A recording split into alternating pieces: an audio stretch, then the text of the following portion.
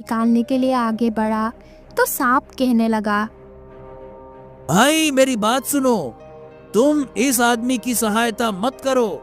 ये तुम्हारी बिरादरी का जरूर है, लेकिन ये बहुत ही बड़ा गुण चोर है। हाँ हाँ भाई, ये आदमी तुम्हें नुकसान पहुंचा सकता है। ये बहुत ही बड़ा गुड़ चोर आदमी है, नियत से साफ नहीं है ये। इतना कहकर शेर और सांप वहां से विदा लेकर चले गए। उनके जाने के बाद कुएं में गिरा हुआ आदमी गिड़गिड़ा कर कहने लगा, अरे भाई तुमने सांप और शेर की तो जान बचा दी। अरे इंसान की मदद करो, इंसान की। अरे मैं भी एक इंसान हूँ, तुम भी एक इंसान हो, मेरे भी प्राण बचा दो। अरे मैं तो तुम्हारी ही बिरादरी का हूँ। इंसानियत दिखाओ मेरे भाई, इंसानियत दिखाओ। भाई परंतु ये जानवर तो तुम्हारी बुराई कर रहे थे। इससे तो यही लगता है कि तुम एक अच्छे आदमी नहीं हो। मैं तुम्हारी कोई सहायता नहीं कर सकता। अरे अरे अरे अरे अरे भाई तुम इन जानवरों की बात मत मानो। अरे ये तो ऐसे ही बोलते हैं। अरे मैं तो बड़ी ही मुश्किल से इस खंजर की सहायता से अपने प्राण बचाए हुए हूँ, वरना ये जानवर मुझे अवश्य ही नुकसान पहुंचाते। सोच कर देखो, दो जानवरों के बीच में कुएं में मैं कैसे बच पाया। अरे क्या बताऊं, शायद इसीलिए ये मेरी बुराई कर रहे थे, क्योंकि ये मुझे खा नहीं पाए। इसके बाद वो आदमी रोने धोने लगा और जोर जोर से चिल्लाने लगा। ये देखकर पुरुषोत्तम को उस पर दया आ गई। उसने सोचा, हाँ ठीक है, चलो भाई, ये आदमी इतनी मुसीबत में है और जोर जोर से चिल्ला रहा है, चलो इसे भी बाहर निकाल ही देते हैं। ये भी क्या याद रखेगा कि किस आदमी से पाला पड़ा था, पुरुषोत्तम से पाला पड़ा था। पुरुषोत्तम ने उस आदमी को कुएं से बाहर निकाल दिया। उस आदमी ने कुएं से बाहर आकर पुरुषोत्तम का धन्यवाद किया और कहने लगा, हाँ, अरे तुमने जो उपकार किया है उसे मैं 7 जन्मों तक नहीं भूलूंगा। बहुत बहुत धन्यवाद, बहुत बहुत धन्यवाद। अरे भाई, इसमें उपकार जैसी क्या बात, आखिर इंसान ही तो इंसान के काम आता है। लेकिन तुम ये बताओ कि तुम हो कौन? मैं एक सुनार हूँ और इस राज्य स्वर्णपुरी में रहता हूँ। अगर मेरे लायक कोई सेवा हो तो तुम मेरे घर पर जरूर आना, ठीक है? अपना नाम और पता बताकर वो सुनार वहां से चला गया। इसके बाद पुरुषोत्तम ने भी अपनी राह पर चल पड़ा।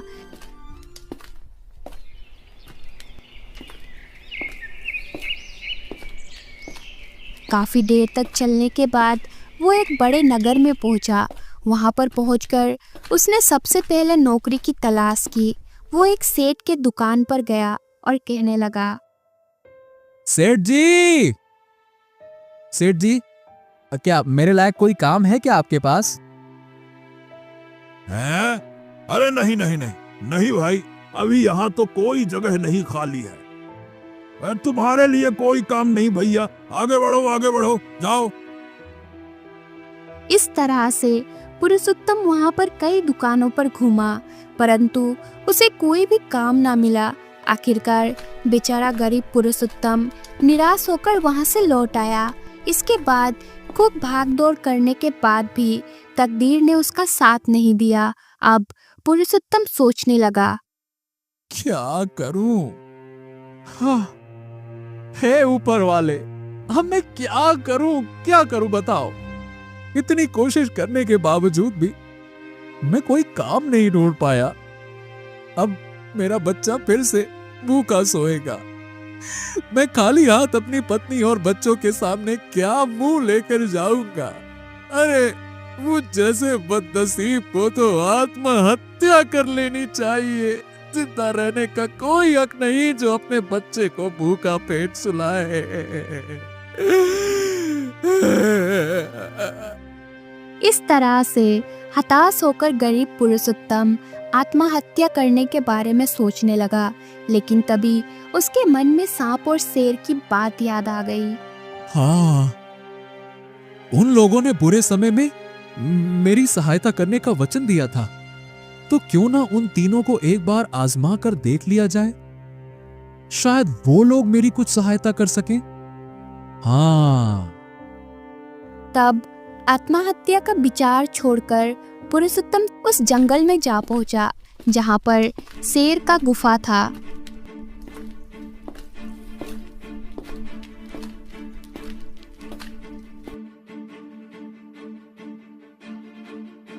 आओ आओ आओ मित्र, आओ आओ आओ। मेरे मित्र तुम मुझसे मिलने आए। भला ये देखकर मुझे कितनी खुशी हुई है मैं बता नहीं सकता। आओ आओ आओ, बोलो, मैं तुम्हारी क्या सहायता कर सकता हूं।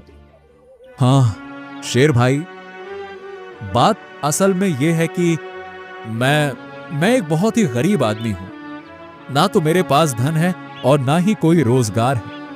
अगर मेरे घर के लिए धन की कुछ व्यवस्था हो जाए तो मैं अपने घर लौट जाऊंगा, वरना आत्महत्या करने के अलावा मेरे पास कोई दूसरा रास्ता नहीं है। अरे अरे अरे अरे मित्र, तुम इस तरह से निराश मत हो। तुम यहीं पर ठहरो, मैं अभी आता हूं, है ना? निराश नहीं होते, आता हूं मैं। इतना कहकर शेर अपना गुफा के अंदर चला गया, जबकि पुरुषोत्तम गुफा के बाहर ही बैठा रहा। जब शेर गुफा से बाहर निकला तो उसके मुंह में एक सोने का रत्न जड़ित हार था। वो हार उसने पुरुषोत्तम के सामने रख दिया और कहने लगा, ये लो मित्र, इस हार को बेचकर तुम्हारी सारी परेशानी दूर हो जाएगी। इस रत्न जड़ित हार की कीमत इतनी है कि तुम अब गरीब नहीं रहोगे। इसे ले लो, स्वीकार करो। उस हार को देखकर पुरुषोत्तम की आंखों में चमक आ गई। उसने वो हार उठाया और अपने पोटली में बांध लिया। हाँ मित्र, तुमने सचमुच आज मेरी सहायता की है। अरे मेरा जीवन बचाया है तुमने, नहीं तो सही में मैं अपने जीवन को समाप्त करने वाला था। हाँ, बहुत बहुत धन्यवाद, बहुत बहुत धन्यवाद। अब मैं तुमसे विदा लेता हूँ। इस तरह से शेर का धन्यवाद करने के बाद पुरुषोत्तम वहां से विदा लेता है।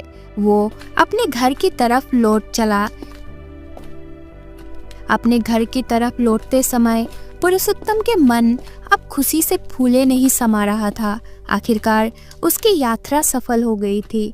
पुरुषोत्तम ने सोचा, हाँ, इस हार को बेचकर अच्छे दाम मिलेंगे मुझे वापस घर आया देखकर मेरी पत्नी और बच्चे बहुत ही खुश होंगे। हाँ, इस हार की बिक्री से खूब सारा धन मिलेगा। अब हम सुख के दिन बिता सकेंगे। हाँ। इस तरह से सोचता हुआ पुरुषोत्तम चला जा रहा था। तभी उसके मन में दूसरा विचार आया। हाँ, लेकिन ये हार बेचूं तो बेचूं कहाँ? अचानक पुरुषोत्तम को उस सुनार की याद आ गई जिसे उसने कुएं से बाहर निकाला था, और वो सोचने लगा, हाँ, मैंने उस सुनार की जान बचाई थी। इस मामले में वो मेरी सहायता जरूर करेगा। पुरुषोत्तम ने सुनार की सहायता लेने का निश्चय किया और स्वर्णपुरी राज्य की तरफ चल पड़ा। वहां पहुंचकर वो सीधा सुनार के घर गया। सुनार ने जब पुरुषोत्तम को अपने घर पर आया हुआ देखा तो उसका दिल खुश हो गया और वो कहने लगा, हाँ मित्र मेरे। कहो मित्र, यहाँ कैसे आना हुआ, बताओ। मित्र, मैं तुम्हारे पास एक बहुत ही जरूरी काम से आया हूँ। हाँ हाँ, तो कहो ना मित्र। मैं तुम्हारी किस प्रकार से सहायता कर सकता हूं, बोलो। अरे भाई मेरे मित्र, देखो मेरे पास ये एक हार है और मैं चाहता हूं कि तुम इसे अच्छे दामों पर बिकवा दो, बस इतनी सी मदद है। इतना कहकर पुरुषोत्तम ने वो हार निकालकर सुनार को दिखाया। हार को देखते ही सुनार सोचने लगा, हाँ, वाह वाह वाह वाह वाह, इतना कीमती हार भला इस गरीब पुरुषोत्तम के पास कहां से आया? यह तो जरूर राजकुमार का हार है, और राजकुमार शिकार पर जाने के बाद आज तक वापस नहीं लौटा। यह हार तो मैंने ही राजकुमार को बनाकर दिया था, मतलब मामला कुछ गड़बड़ है। सुनार के मन में राजा द्वारा घोषित इनाम का लालच जग गया। उसने पुरुषोत्तम से अपनापन जता